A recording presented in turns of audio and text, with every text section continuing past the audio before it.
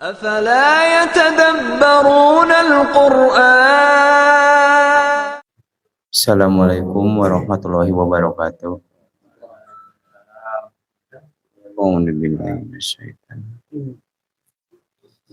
Bismillahirrahmanirrahim. Asyhadu an wa asyhadu astaghfirullah. Astagfirullah.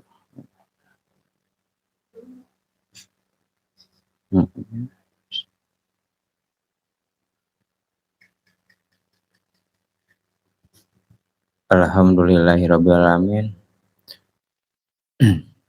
Terima kasih kepada penata acara yang sudah menyediakan waktu untuk membacakan cahaya iman.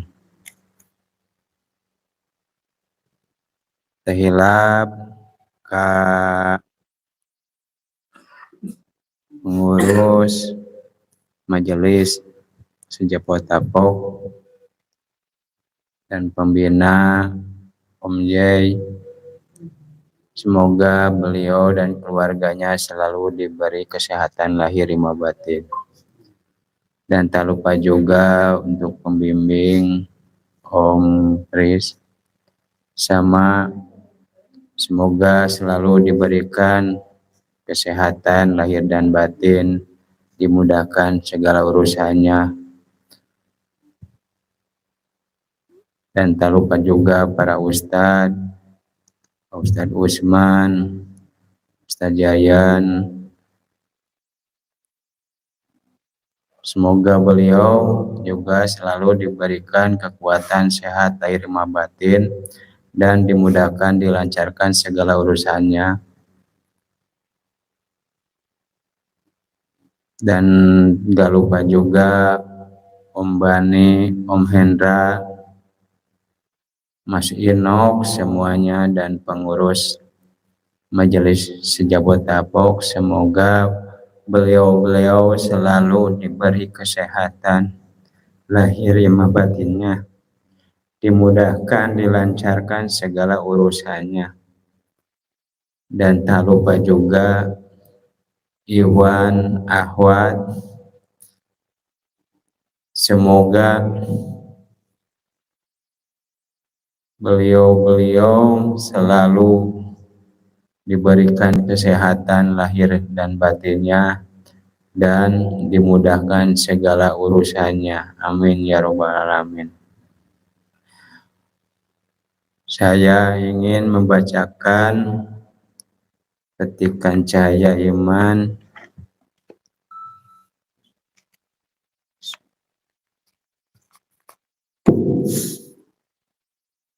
yang berjudul Gusti Allah Lautan Pemaaf.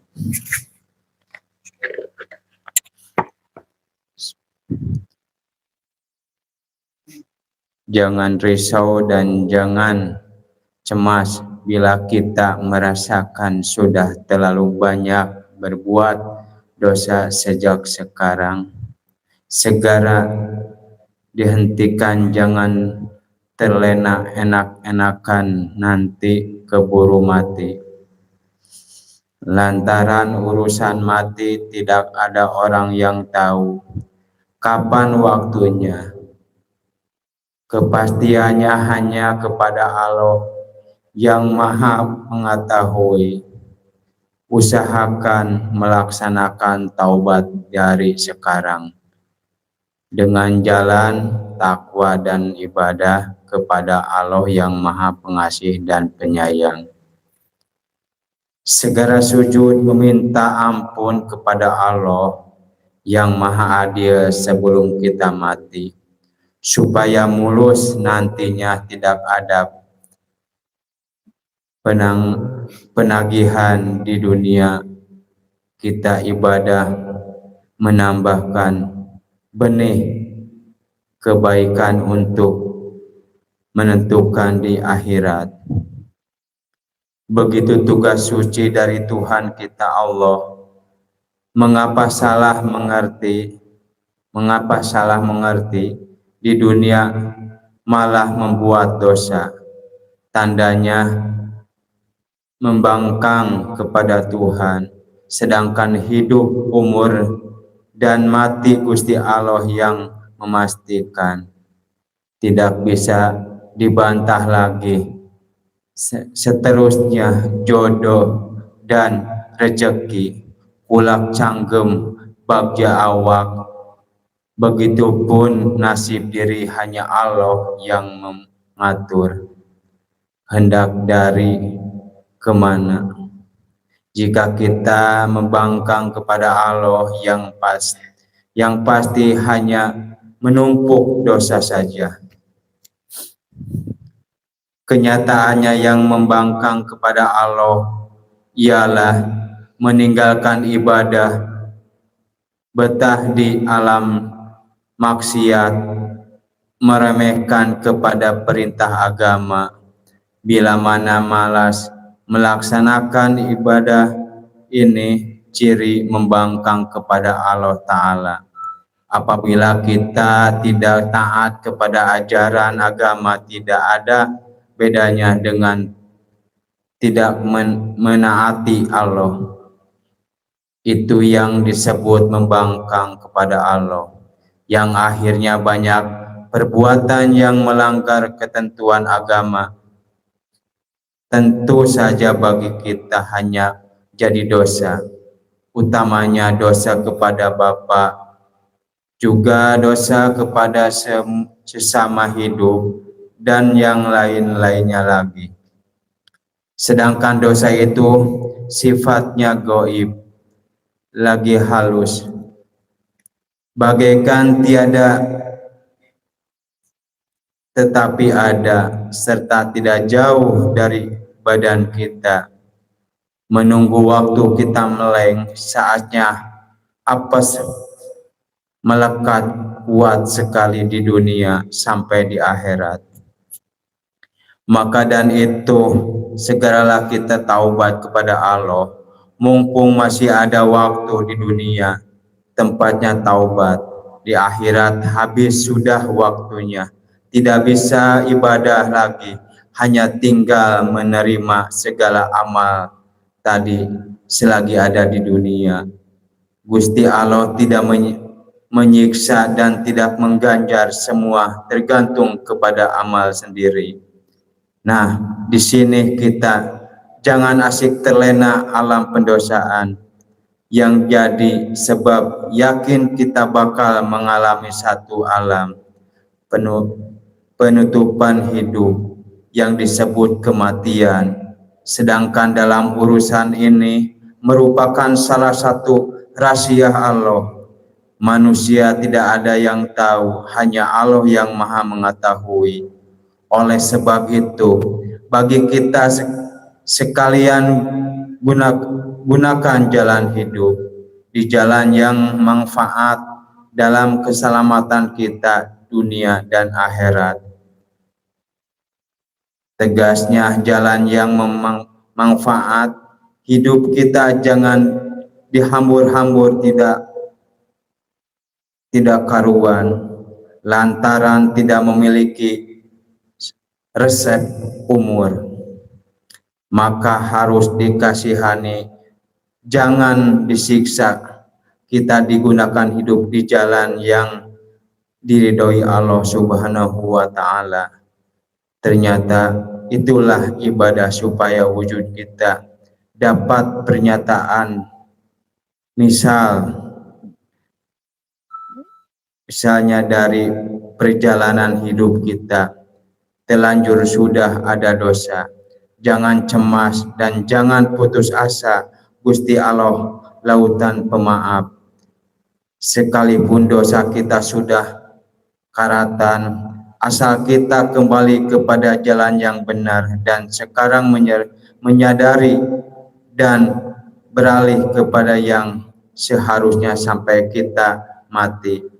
Satu kepastian, Allah bakal mengampuni dan juga Allah tidak ingkar janji. Begitu janji Allah kepada makhluknya. Sekarang tinggal kitanya saja yang tekun, jangan bikin omelan orang. Selama menjalani sisa hidup, jangan lepas dari tali Allah supaya bahagia selamat lepas dari panca bahaya yang bakal tumiba. Selamanya dijaga diraksa oleh Allah Ta'ala. Kabingung, kahariwang, kapusingan, gelap hati, sesat langkah dalam segala perkara. Sholatnya saja yang khusyuk mantap kepada Allah. Sabada sholat apa aja, panjatkan munajat kepada Allah. Segala keinginan hati bungkus rahmat Allah. Dengan keyakinan jangan pernah ragu akan kekuasaan Allah. Yakin Allah yang maha pengasih yang bakal mengabulkannya.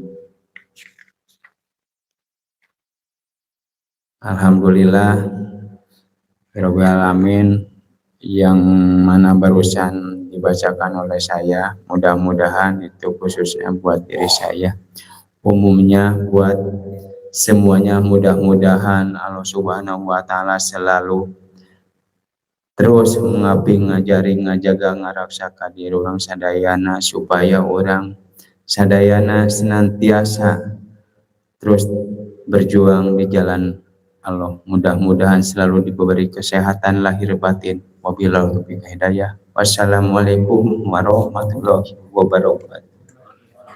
Bismillahirrahmanirrahim. Assalamualaikum warahmatullahi wabarakatuh. A'udzubillahi minasyaitonirrajim. Bismillahirrahmanirrahim. Asyhadu an la ilaha illallah wa asyhadu anna Muhammadar Rasulullah. Astaghfirullahaladzim. Astaghfirullahaladzim. Astaghfirullahaladzim. La haula wa la quwwata illa billahil. Pertama-tama marilah kita panjatkan puja dan puji syukur kehadirat Allah Subhanahu wa Ta'ala, yang mana hingga malam ini kita semua masih diberikan kesempatan, diberikan kesehatan, diberikan hidayah, inayah, sehingga kita dengan ringan melangkahkan kaki untuk bisa hadir di ini majelis yang kita cintai dalam acara pengajian rutin malam minggu. Salam beserta salawat mudah-mudahan selalu terlimpahkan kepada Nabi junjungan kita, Nabi akhir zaman baginda Rasulullah Muhammad SAW, beserta para keluarganya, para sahabat-sahabatnya, pengikut-pengikutnya, dan mudah-mudahan kita semua yang hadir di sini selalu mendapatkan limpahan rahmat dari Allah Subhanahu wa Ta'ala.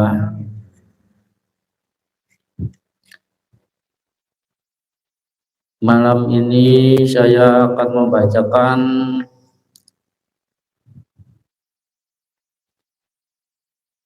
cuplikan penggugah batin dengan judul Menuju ke Jalan Allah.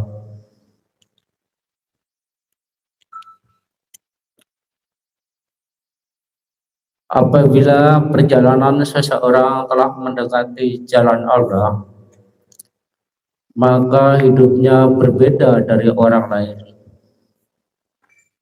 Padanya tidak terdapat sifat-sifat iri hati, mudah mendongkol, jauh dari tingkah laku yang dapat merugikan orang lain. Sebaliknya, orang itu maunya hanya menolong saja. Dadanya penuh dengan hasrat membela yang benar, sayang kepada sesama manusia, kendati pun dia akan beroleh kesusahan karenanya. Menolongnya tidak ada yang menyuruh, membelanya tidak ada yang membimbing,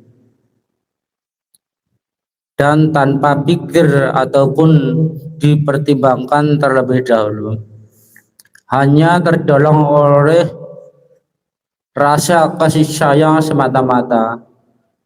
Rezeki, harta kekayaan yang ada padanya tidak sedikit pun diperhitungkan. Bahkan sekalipun tidak cukup, ia dengan tulus ikhlas rela memberikan pertolongan dengan tidak mengharapkan sesuatu sebagai tanda jasa dari orang yang ditolongnya. Dalam membela teman tidak tanggung-tanggung dan tidak akan mundur kembali, bahkan rela mempertaruhkan jiwa dan raga. Cara hidupnya disukai orang dan menghasilkan kewibawaan serta kepercayaan.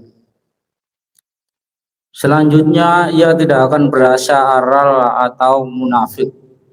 Sadarnya bukan kepalang.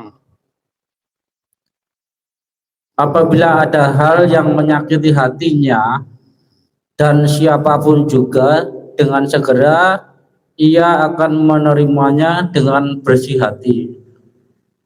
Apalagi jika ia merasa salah, maka lekas-lekaslah ia meminta maaf seraya mengaku terus terang atas kesalahannya. Bila seseorang akhlak dan tingkah lakunya telah demikian, maka perjalanan hidupnya telah sesuai dengan jalan Allah dan dapat dikatakan telah tahu jalan Allah. Akan tetapi belum dapat dianggap telah sampai di samping Allah. Ia itu baru ada pada sebagian dari jalannya.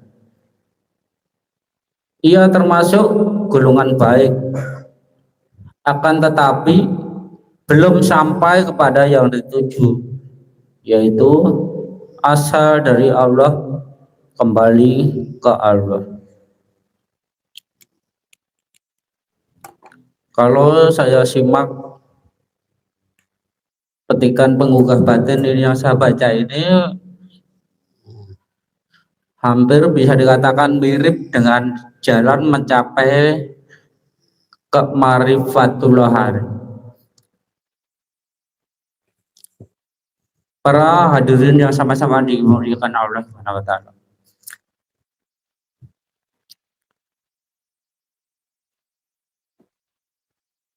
Makrifat itu sendiri kan artinya kenal atau bahasa Jawanya itu wanuh tuh.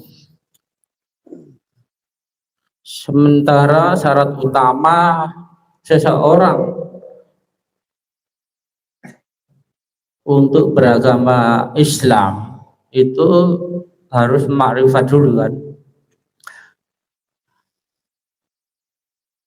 Sedangkan syarat atau jalan yang begitu banyaknya itu yang bisa ditempuh oleh seorang calon guru. Di sini kan dulu Bapak itu kalau cerita itu bukan mencari murid, tetapi mencari calon guru. Ada beberapa jalan yang bisa ditempuh untuk mencapai kepada kemakrifatan kepada Allah.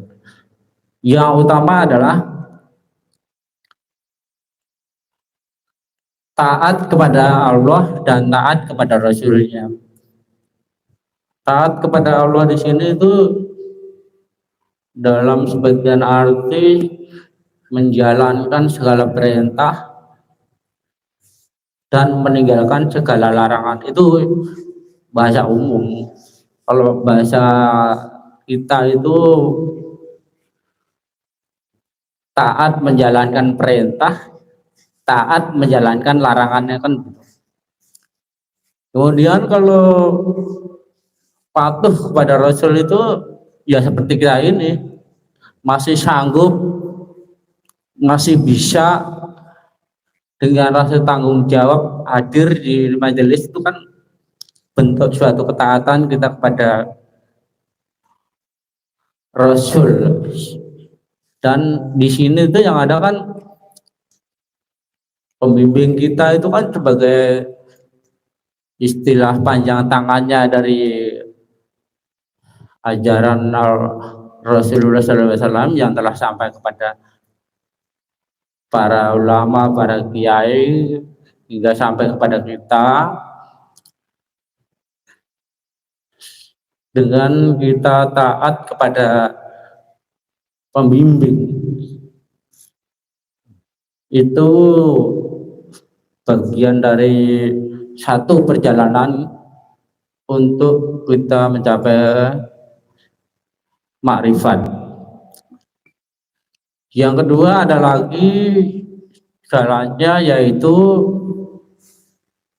tawakal.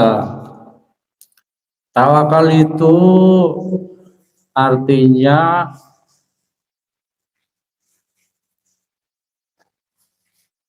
pasrah menerima segala sesuatu yang diberikan Allah Subhanahu wa taala itu kepada kita, baik itu senang ataupun susah, sedih ataupun bahagia. Disitulah kita istilahnya menerima dengan ikhlas, itu adalah bentuk dari suatu ketakwaan. Tawakal, kalau takwa itu kan patuh, taat atas segala perintah, atas segala larangan, itu bentuk suatu takwa. Ada juga dengan jalan misalnya qanaah. Qanaah itu menerima segala sesuatu yang telah Allah berikan kepada kita itu dengan hati lapang, dengan rasa keikhlasan, tidak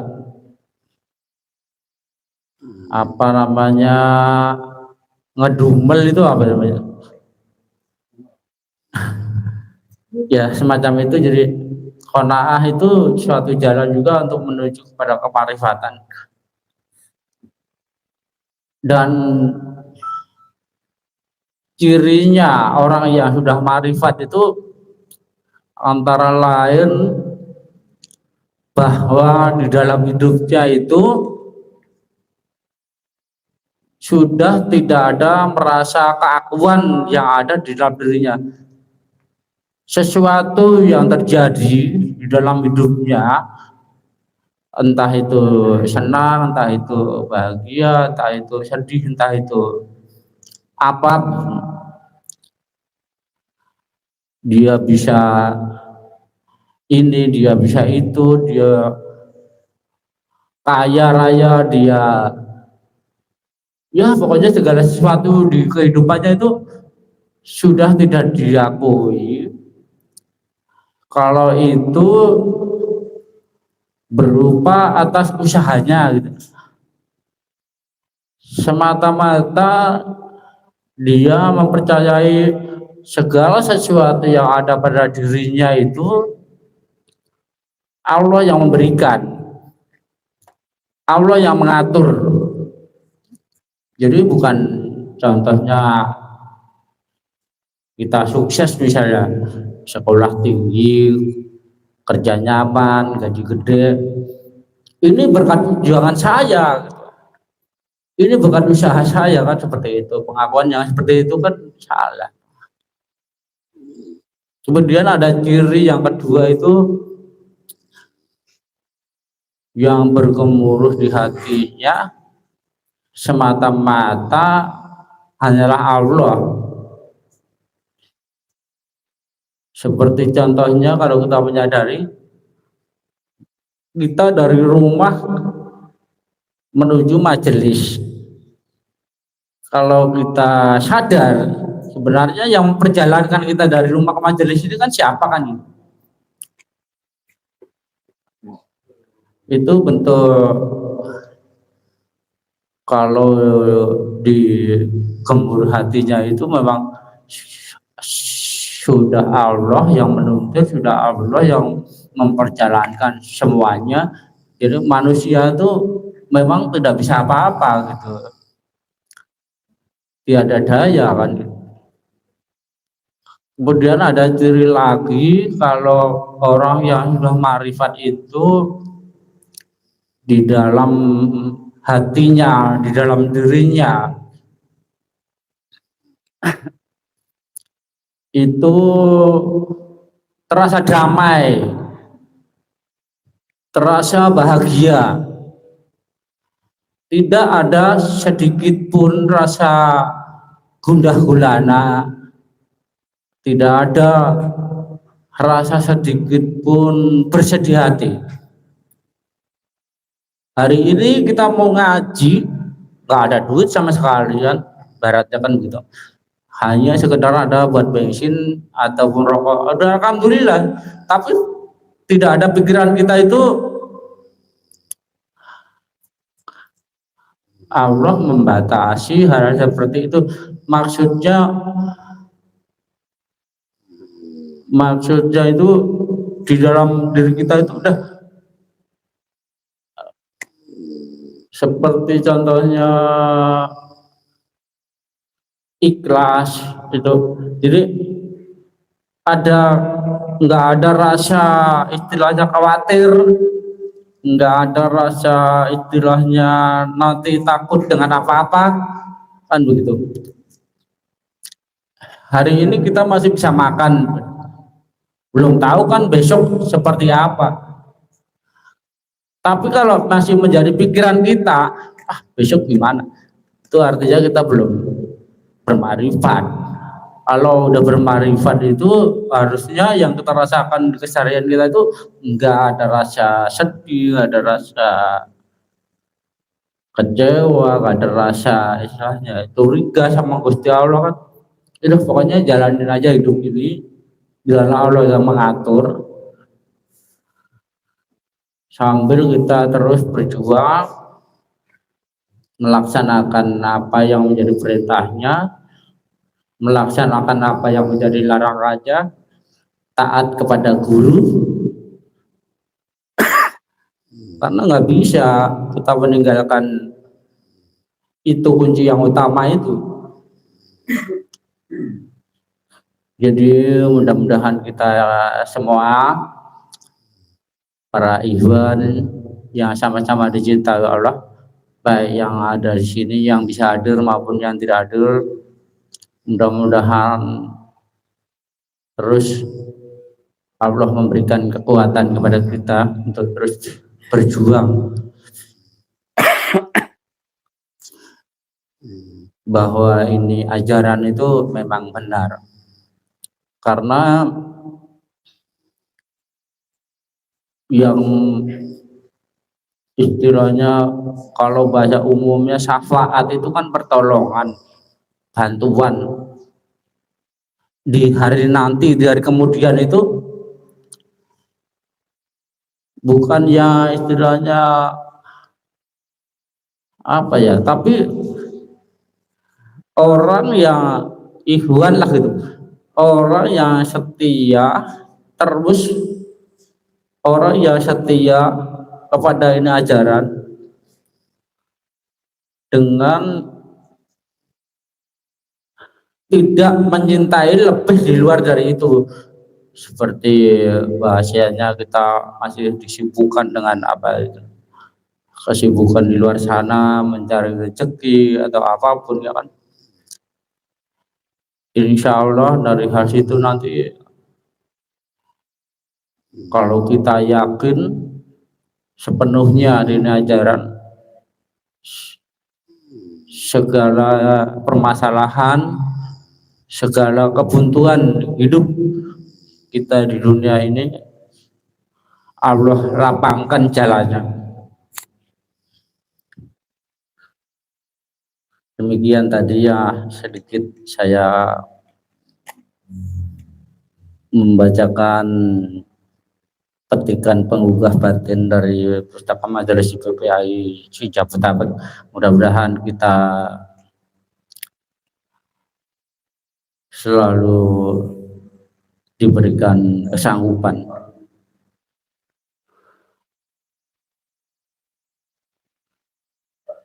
Akhir salam. Wabillahi taufiq wal hidayah. Wassalamualaikum warahmatullahi wabarakatuh.